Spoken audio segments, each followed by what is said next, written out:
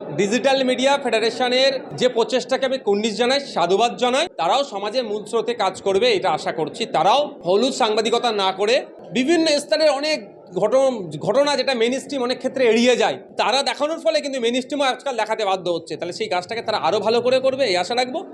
আর যে তাদেরকে সাংবাদিক হিসাবে স্বীকৃতি দিয়ে আপনার কলকাতা প্রেস ক্লাবে সদস্যপদ গ্রহণের জন্য দেওয়ার জন্য যে প্রস্তাবটা ডিজিটাল মিডিয়া ফেডারেশন তৈরির অনেক আগেই কিন্তু আমার প্রস্তাবটা ছিল। যখন আপনারা দেখেছেন কলকাতা প্রেস ক্লাবে চিত্র সাংবাদিকদের ভোটাধিকার ছিল না, নতুন করে তারা ভোট দেওয়ার জায়গা পেয়েছে, সেই সময় কিন্তু আমি বলেছিলাম এরপরে ডিজিটাল মিডিয়া প্ল্যাটফর্মে যারা কাজ করছেন তাদেরকেও এই সুযোগ দেওয়া হোক। সুতরাং এই দাবি আমার আগেই ছিল, এখন নতুন করে ডিজিটাল মিডিয়া ফেডারেশন তুলেছে, এই দাবির সাথে আমি সহমত। তাদেরকেও সাংবাদিক হিসাবে ট্রিট করা হোক এবং রাজ্য সরকার সাংবাদিকদের জন্য স্কিমও রেখেছে, ওই স্কিমের মধ্যে এই সমস্ত ডিজিটাল প্ল্যাটফর্মের যারা আছেন তাদেরকেও ইনক্লুড করা হোক। প্রয়োজনে অ্যাডের ক্ষেত্রে এদেরও বিবেচনা করে সে পলিসি তৈরি হোক।